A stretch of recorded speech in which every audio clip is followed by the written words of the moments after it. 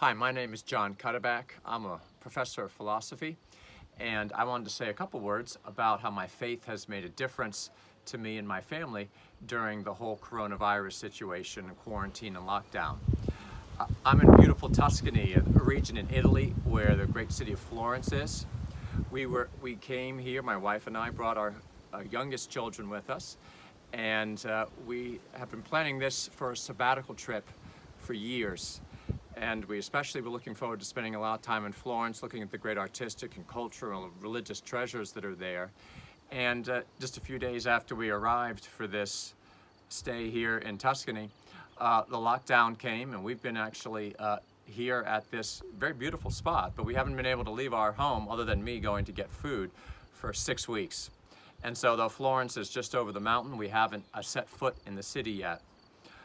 So many people have suffered great things, difficult things, and this is a very minor inconvenience for us in comparison, but it's been hard, and we've had to readjust. And so it's given us an opportunity to reflect on a lot of things. And I think the main thing that comes to my own mind is, the great early Christian writer Boethius says one of the things that really sets Christianity apart from all other worldviews is its absolute faith in the loving providence of God, and that every little detail and aspect of life is very much included in that loving providence.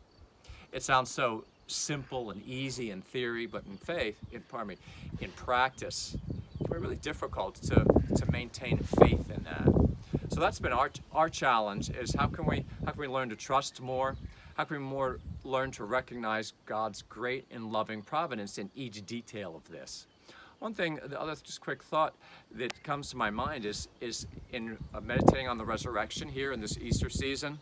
As I was reading the Gospels, one thing that kept jumping out at me is the difficulty that his own disciples have in recognizing him. If you look at a number of the resurrection stories, Mary Magdalene thinks he's a gardener.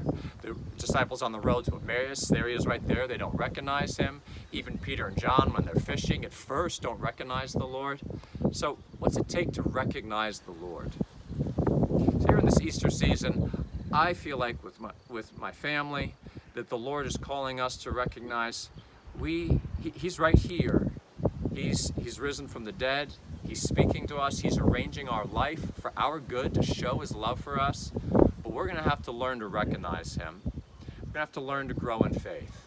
So that's my prayer, and that's my hope for those of us enduring whatever level, whether it's just an inconvenience or greater suffering during these times, is to have it be an opportunity to increase our faith and kind of that root, that bedrock of our life, that God's love enfolds us in every little aspect of what's happening. May we learn to recognize him in his risen life.